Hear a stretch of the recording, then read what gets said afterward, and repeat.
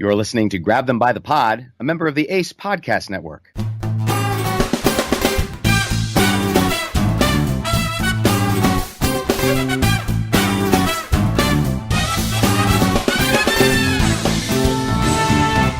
Thank you for joining us again here at Grab Them by the Pod for this Memorial Day edition of the show. Jesse, how are you tonight? Oh, I'm fantastic. You know, it's a day where we remember everybody who has fought for this country and fallen during those battles. And it's also a day where we don't have to go to work, so we can think of the right reasons to celebrate and also enjoy some of the fringe benefits. And one of those benefits is being able to do this podcast with you.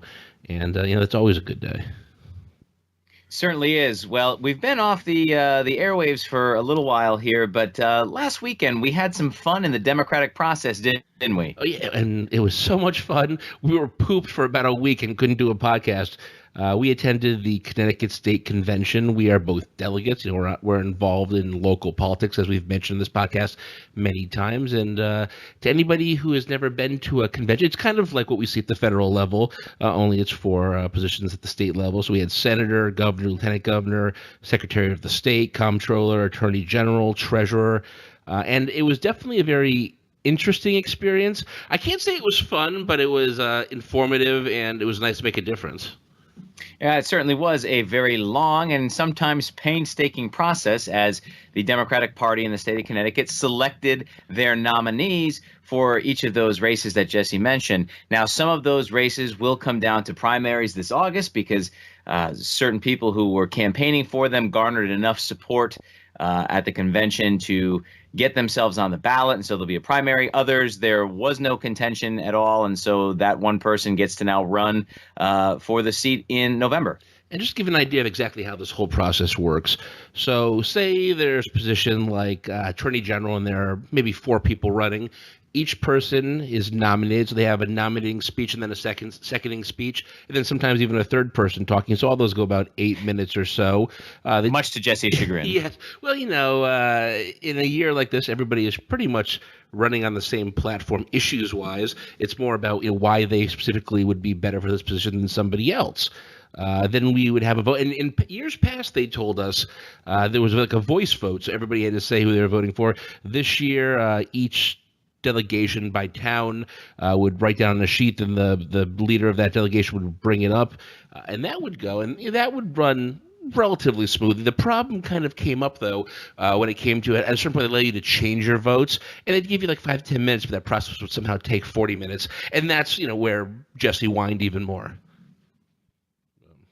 Politics at its finest, all the wheeling and dealing behind the scenes that the average person does not see but knows goes on, and we can attest now that it does in fact happen. Yeah, and nobody that we really supported that was in a contested race won, but hey, that's the way politics goes. And a lot of the people we did support are going to be in primaries later this year, so we'll see how that goes. We'll see how the November. I don't even want to think about November elections, but I could say they're right around the corner. But what is the 5 months away, 6 months away. We're getting there. We're less than a year.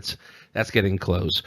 Be here before you know it. Yeah, before you know it. So it was nice to make a difference that, we don't just, as I've said in this past week, we don't just talk the talk, we walk the walk. We are involved at the local level, and we encourage everybody listening to get involved too, because if you don't like how things are going and you want things to change, you're the person that's going to make that change. You're the person that's going to get involved. We're the next generation who, unless you're older than your other previous generation, but if you're of our generation, you're the next generation, and we need you guys out there fighting the good fight. So, I think this is a good way to start off the podcast, telling people that as grim as things can look on the national level, there are some light at the end of the tunnel. There's a beacon of hope in the people who really want to make a difference, and hopefully we'll see that filtering up into the federal level sometime soon. Yeah, as Tip O'Neill used to say, all politics is local. And so if you get involved locally and make changes happen there, eventually it will make its way to the top. The state representatives of today can be the senators of tomorrow. And you never know who that might be. But on to some of the more depressing things we usually talk about. Let's talk about presidents Memorial Day message. A lot of nice things are said by a lot of elected officials. John McCain tweeted out a very respectful tweet today.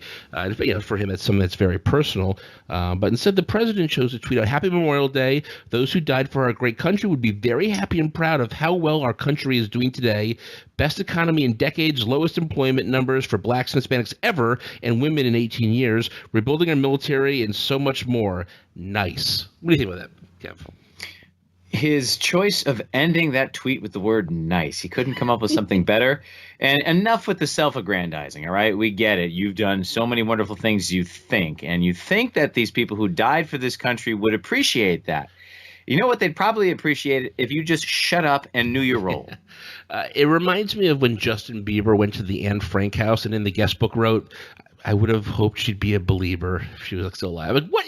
You don't have to make these events all about you. You can just, discuss what the topic is and say respectful comments and leave it at that. Now, a lot of people are pointing to the president's speech at Arlington National Cemetery and saying it was very nice and it fit the mood, and that's great. And that's how it should be, but why couldn't he just leave it at that? Why did he have to tweet out these ridiculous tweets making it all about him? I know a lot of people want to say we're always going to find something to complain about, and maybe that is true to a certain extent, but I don't think we're wrong in saying it's annoying to hear him taking a day that we all take for granted, but it means a lot to a lot of people, and making it about him when it should be about the people who have actually fought and not people who have gotten draft deferments or had bone spurs in their feet. Yeah, I say we shall remember in spite of him. Yes, I agree. So that happened today. But over the last week or so, there's been a lot of new things in the news, a lot of ridiculous things in the news, and one of them is the Trump administration's new boogeyman. It's Spygate. No, Kevin, we're not talking about your beloved Patriots taping other teams. Hey, listen, I still maintain innocence here. Again, it was not about the fact that they were taping, rather where they were taping from, okay? So we can move past this. So Trump is basically trying to discredit Mueller's investigation. He's trying to convince people that everybody's out to get him. He's a very paranoid guy. And there were reports that a longtime U.S. government informant had approached members of the 2016 campaign during the presidential election and tried to maybe glean some intelligence on Russian efforts trying to sway the election. And Trump has been calling this informant a spy, which is a totally different thing. An informant and a spy are not the same thing. And there have also been reports that Trump's going around telling people that he confides in that he aimed to brand the FBI informant as a campaign spy because it sounds more nefarious. It gets the base worked up if you're a spy in the campaign. Never fear, folks, though. This guy's draining the swamp. Don't you worry. The problem is you can't drain a swamp and then just fill it up with more sludge and hope things are going to be different, and that's exactly what he's doing. As you can see, he's not even really trying. He's been talking more in the open. I mean, this week, Leslie Stahl had mentioned that prior to the election, Trump had admitted to her that he purposely tries to discredit the media so that people won't believe them when they say bad things about him. It's just insane, and I have to admit, maybe he's crazy like a fox because it certainly is working. Yeah, real straight shooter. Yeah. So following Trump's administration, the White House made kind of a weird decision, in my opinion, and it's something I don't think you usually see from most normal administrations. They arranged a briefing about classified documents for just two Republican House members, who are obviously both 100% Team Trump. Welcome back Devin Nunes and Trey Gowdy, the people who are trying to take down Hillary Clinton a year and a half after the election still, and you're going to trust these guys? Yeah, I'll pass. Yeah, I will pass as well. So the Democrats rightly complained, and finally the White House said, okay, fine, we'll get you another meeting after the initial meeting. This is what they call the Gang of Eight, and it's made up of the top Republicans and Democrats in the House and the Senate, the people who are in charge of the intelligence committees in both the House and the Senate for both Republicans and Democrats. So we'll see what comes out of that. But I was reading something today, and it said, I think it was Rick Wilson, I think he's a former Republican member of the House, said that if there was something there, Devin Nunes would be running out, screening it from the mountaintops, bringing it to the White House, and the fact that you haven't seen that yet will lead you to believe there's probably really nothing there to worry about. Yeah, I'd imagine. Because these guys, they may make up stuff, and if you're not hearing even made up stuff right this point from Nunes, I mean, there's got to be nothing there. So, and I love that the White House has given no evidence to support Trump's claim that the Obama administration is trying to spy on the campaign. But, again, who needs evidence? It's no new news to anybody, whether it's Trump or to us, that the FBI was looking into Russian meddling during the campaign. I think it's been pretty common knowledge for a long time now, and they want to act like, oh, my God, this is crazy. This has to be stopped. It's a huge scandal. Yes, an FBI, by the way, that was headed by a Republican at that. If you listen to Trump's tweets, no, they're all Democrats. It's all these Democrats and Obama appointees, no Republicans, fake news, blah, blah, blah.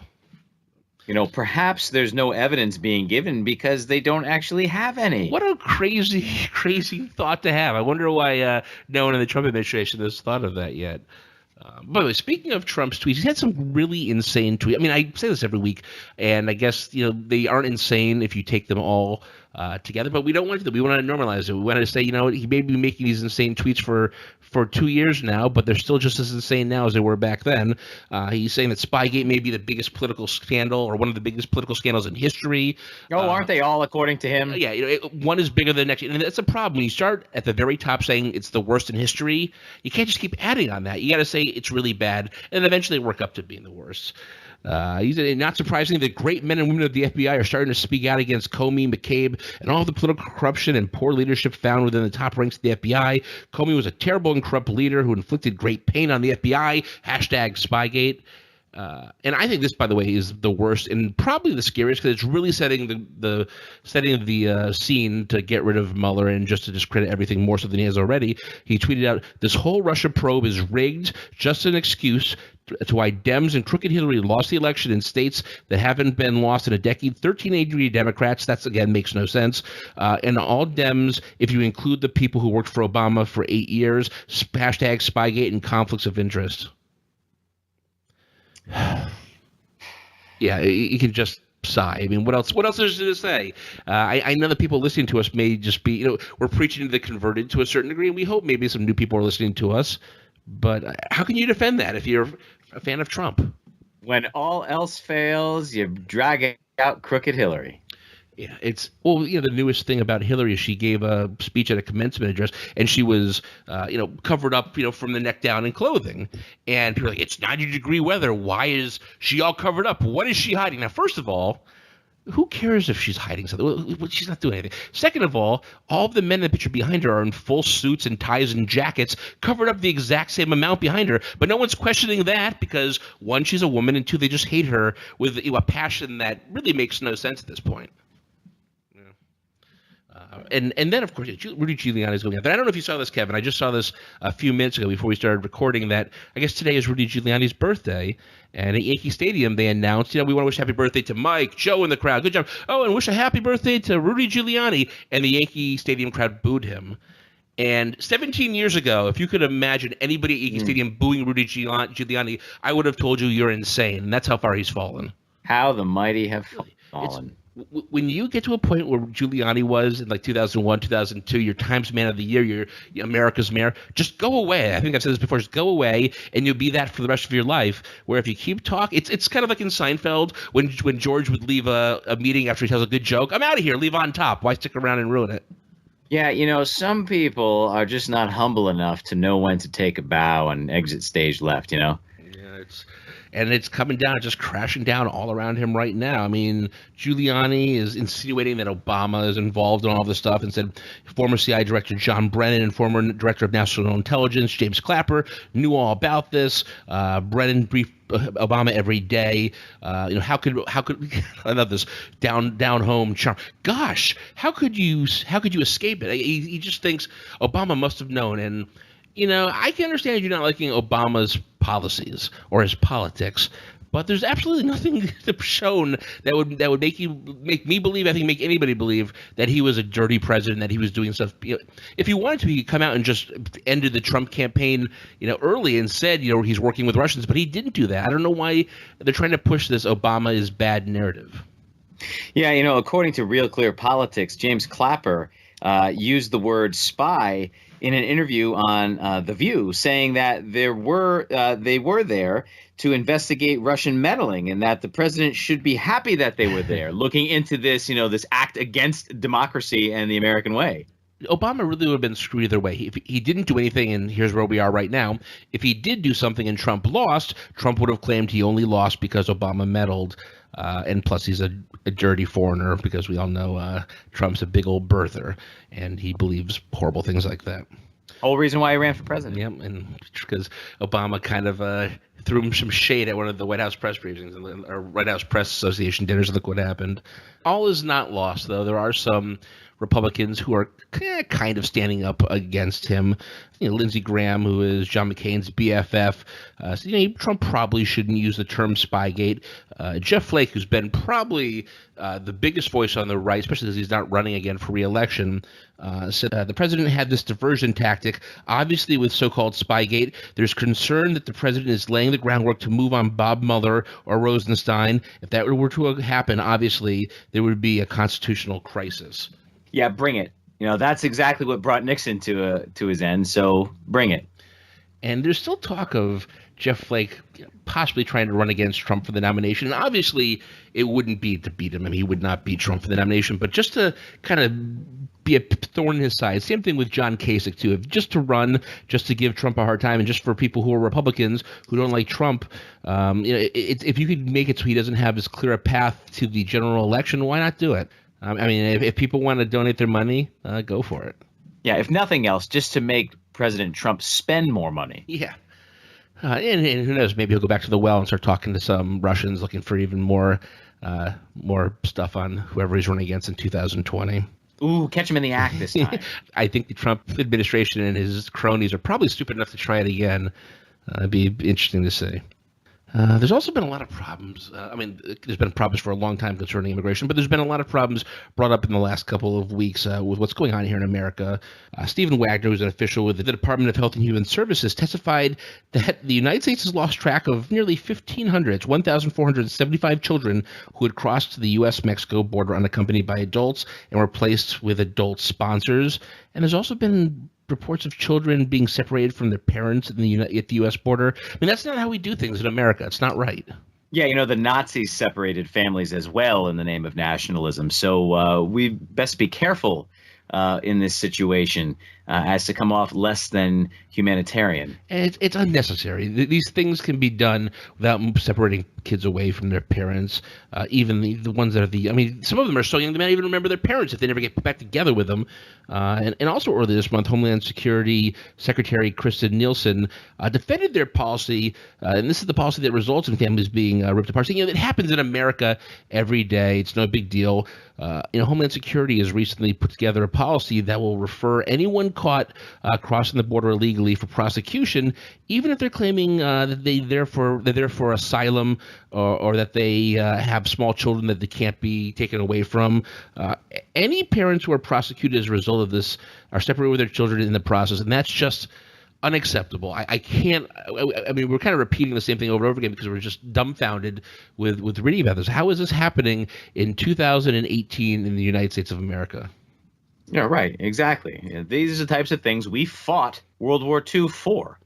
For all the advances, the steps forward we've taken over the years, we've really backslid in some areas. And I can't believe some of the people that were fighting for freedoms decades ago, if they could see what was happening today, I think their minds would just be blown seeing what's going on.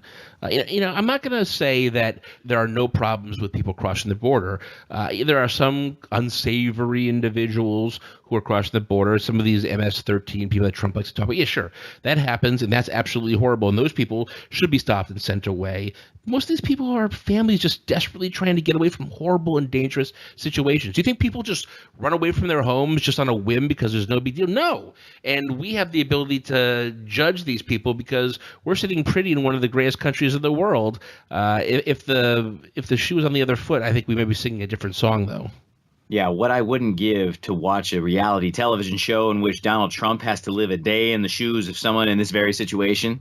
We need like a Freaky Friday situation to go on where he wakes up and he's in the brain of a migrant worker somewhere and he has to put in a days of honest. I mean, you and I, we all do an honest day's work and we work hard, but I don't think any of us could even comprehend having to go out there and do some of these jobs that these people that are being insulted by the Trump administration have to do every single day and then get the pay that they get on top of that. Yeah, attacking the immigrant in this situation is missing the point on a much larger problem.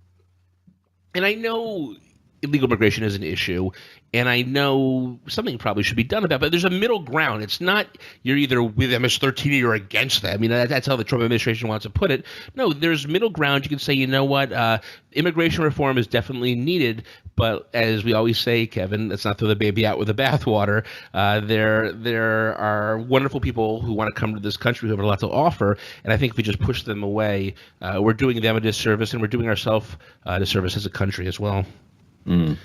We're actually, again, a second issue where we're seeing Republicans standing up and saying things. Senator Rob Portman of Ohio, who worked in the Bush administration, in the Bush White House, has repeatedly argued that it's a matter of humanity, not just legal responsibility. And he said, there's been a case where federal officials turned some of these children over to human traffickers.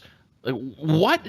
He said, we've got these kids, they're here, they're living on our soil, and for us to just assume someone else is going to take care of them and to throw them out to the wolves, which is what HHS has been doing, is flat out wrong.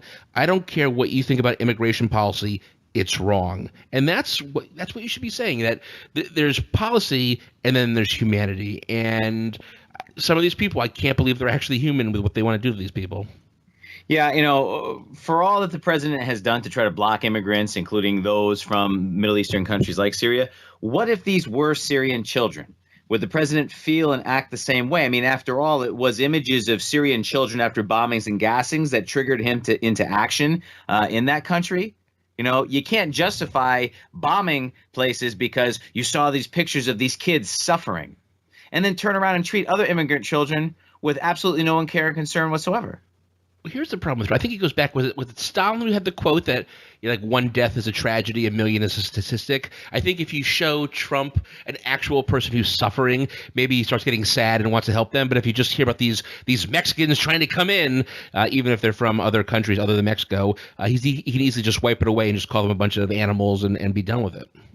Right. It's all part of the dehumanization process. Really? The Nazis did that too. Yeah. I knew people who were directly affected by that, and they're not around anymore. And I think they'd be sick to their stomach if they saw, even on such a small scale.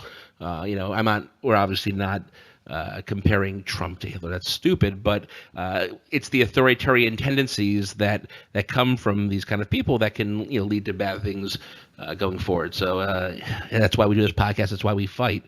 But with so many things with the Trump administration, you can never tell whether they're stupid or bad. Trump tweeted out, "Put pressure on the Democrats to end the horrible law that separates children from their parents once they cross the border into the U.S.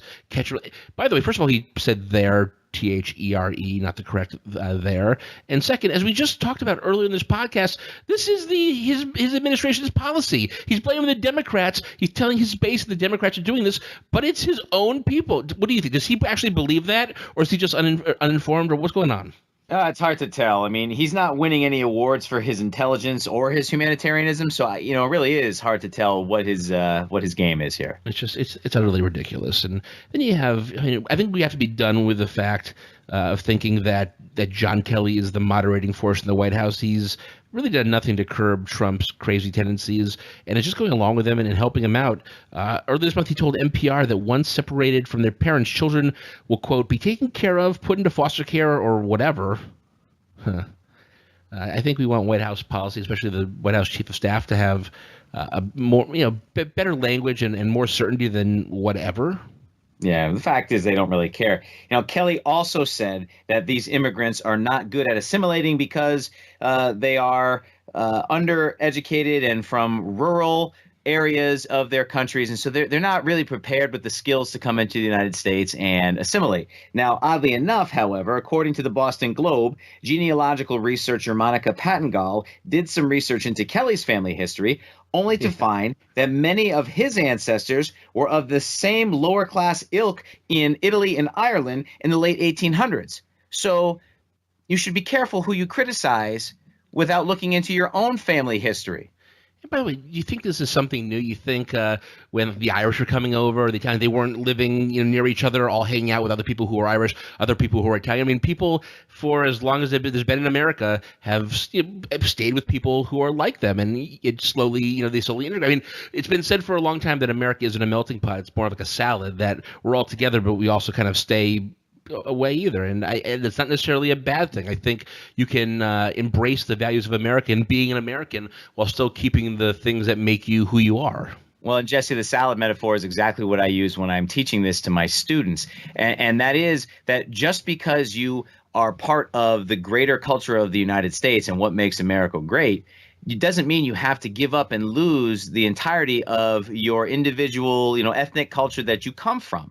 Yeah. You can have both ways. And that's what the president seems to fail to understand.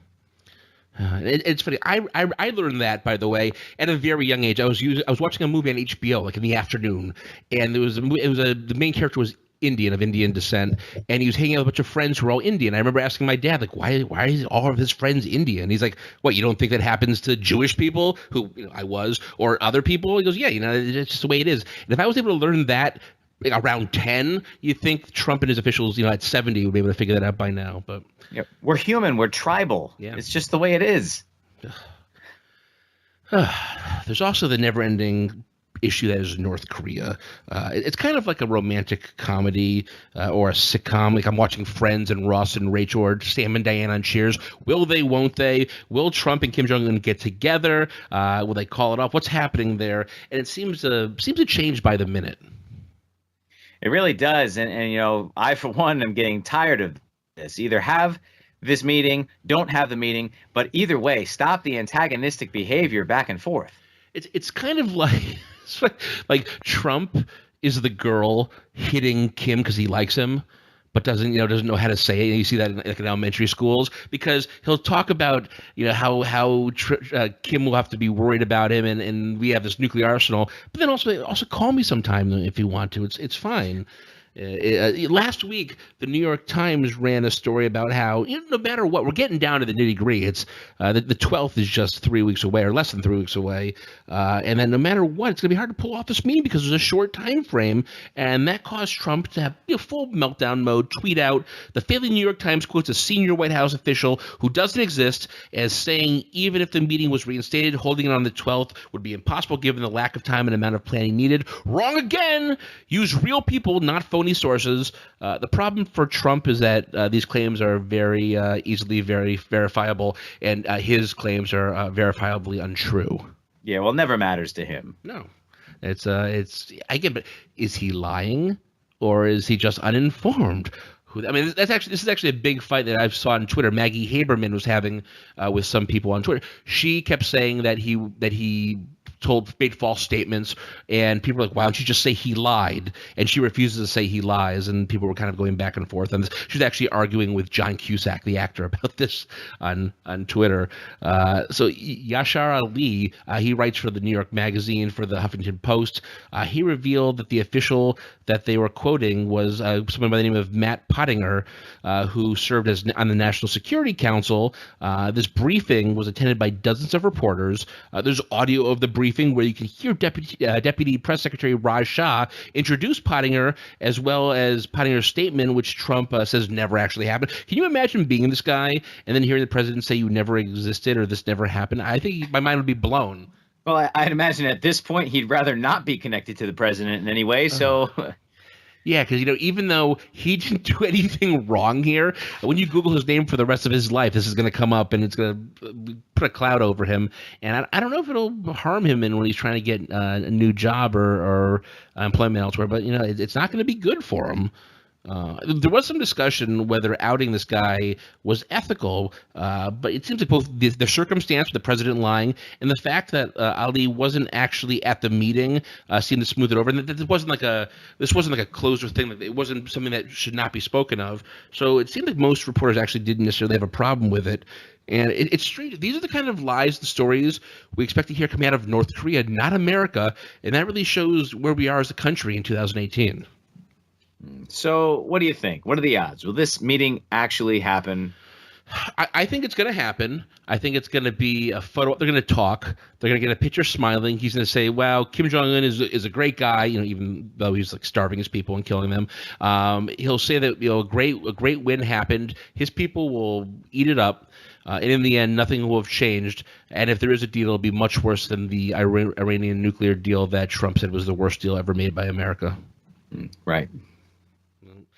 I hope it goes the other way. And North Korea denuclearizing is good for the world, and yes, it's good for Trump, and that could help in re-election. But I'd rather not die in a nuclear firestorm. So I'm wishing the best to happen. But history says it's not going to happen. Yeah, we shall see. We shall see. I mean, we'll check back to us on the 13th or so and see what happened. The final thing I want to talk about is an issue that's been kind of kicking around for a while now.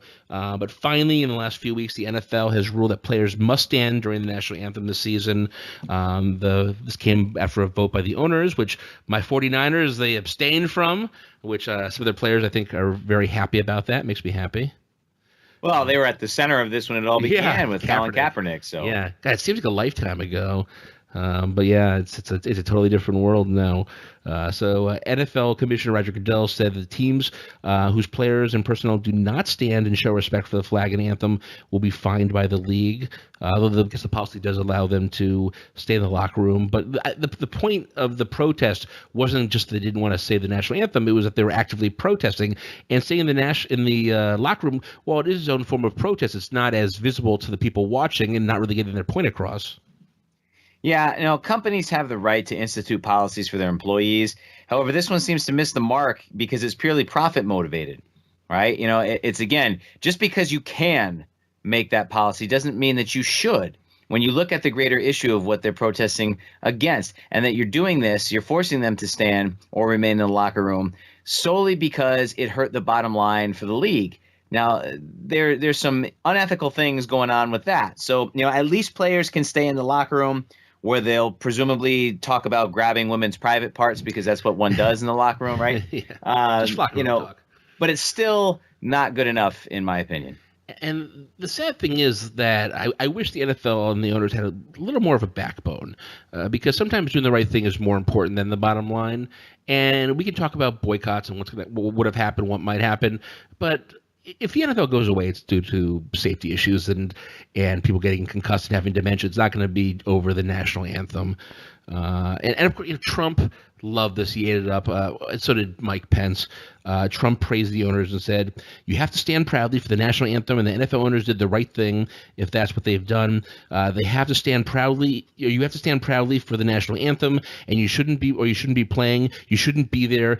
Maybe you shouldn't even be in this country." And that's just another in the long line of insane comments that Trump has made. You shouldn't even be in this country if you don't stand for the national anthem.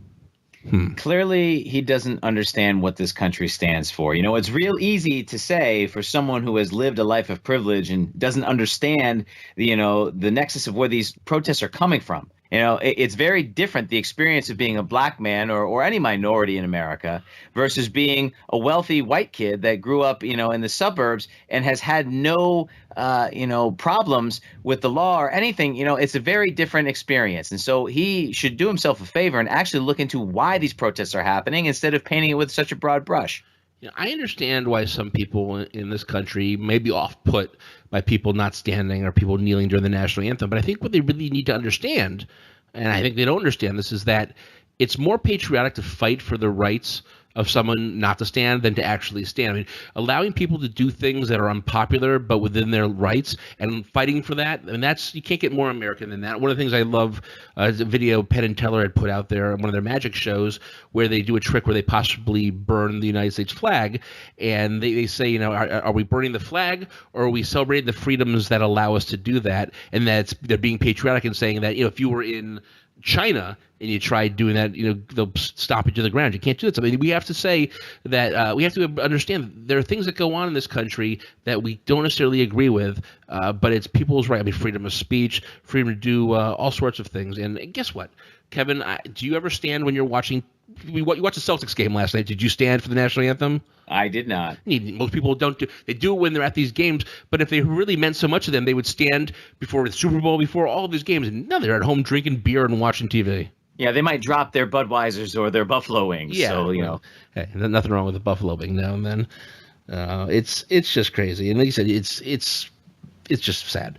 Representative Keith Ellison, who, by the way, he's the deputy chair of the DNC, had tweeted out that he was going to be boycotting this season.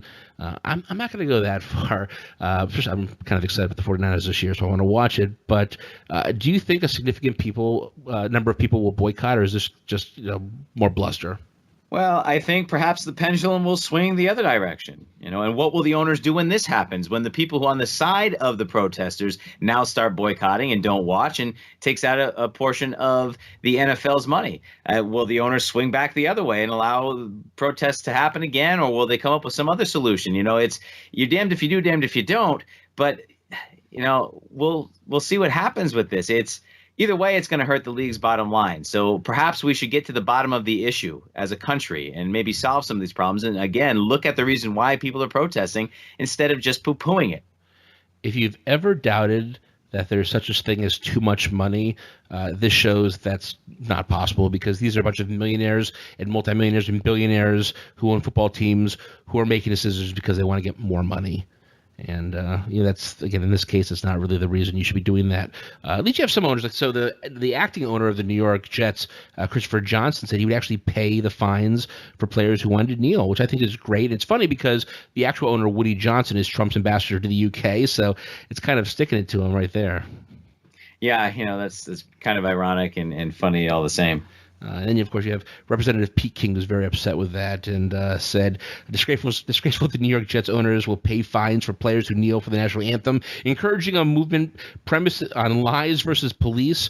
Would he support all player protests? Would he pay fines for players giving Nazi salutes or spew racism? It's a good time to say goodbye to the Jets. Well, first of all, King has always been kind of a lunatic. This confirms it. Well, yeah, Nazi, that makes sense. And second of all, the Jets play in Jersey. He's a representative from New York, so calm down there, Pete. Also, the Jets are terrible, so what does it matter? Now, they're always just 1 year away or one draft away. We'll see. They have 3 quarterbacks this year, and they probably will all be horrible. We'll see how it goes. Bring back Geno Smith. Come on. Yeah. Oh, hey, I actually was a fan of the Jets back when they had Ken O'Brien in the late 80s. Then they got rid of him for Browning Nagel. It was very upsetting for me. Anyways, what do you have for Kevin's Corner tonight? Well, Jesse, as it is Memorial Day, I do feel compelled to acknowledge the true meaning of this day. We pause to remember those who gave of themselves, paying the ultimate price, not in the defense of a specific president or of a symbol such as the flag, but rather for the ideals of democracy that this nation has stood for over the last 242 years. Regardless of the war, each of these men and women died in defense of a cause much greater than themselves, not so that they could be trivialized by a president who hides behind false patriotism and makes all occasions about himself. Also of note, the ideal of democracy are often being extended by the United States to countries all over the world. We send our troops around the world to fight in order to install democracy or to defend a fledgling one that is already in place. However, when this fails or certain countries are left behind, many of the most vulnerable in those places give up everything in an attempt to reach the United States in search of the very promises our democracy has made over the last 2.5 centuries. How dare we fault these people who seek the very protections that so many young Americans have given their lives to defend in places like Belleau Wood, Normandy, Chosin, Khe Sanh, or Kandahar? To deny humanity to those seeking a better life here, to separate children from their mothers, to treat these immigrants without any sense of compassion would mean that all of those we remember on this day have died in vain. As always, Kevin, very well said, especially on a day today, Memorial Day. Well, to everybody listening, remember to go to our website at grabthembythepod.com. You can see everything you want to know about Kevin, everything you want to know about me, and just find some other goodies. And we'll work hard to get another episode out next week, keep this podcast going weekly. And we do have a couple of spots here or there, but hey, life gets in the way sometimes. What are you going to do? Am I right, Kevin? You are right. Or people could start donating to the cause so we don't have to work real jobs. Yes, and we please. can just do this for a living. Kevin, we're a couple of idiots because we're both super busy. We just keep adding more stuff to our plate. Rather than doing less, we just do more, and it just makes it even more of a pain in the butt. But this is a labor of love, so I think it'll keep us coming back no matter how busy we actually get. Yes, love will find a way. Love will keep us together. All right, everybody. Thanks for listening, and it has been fun. Later.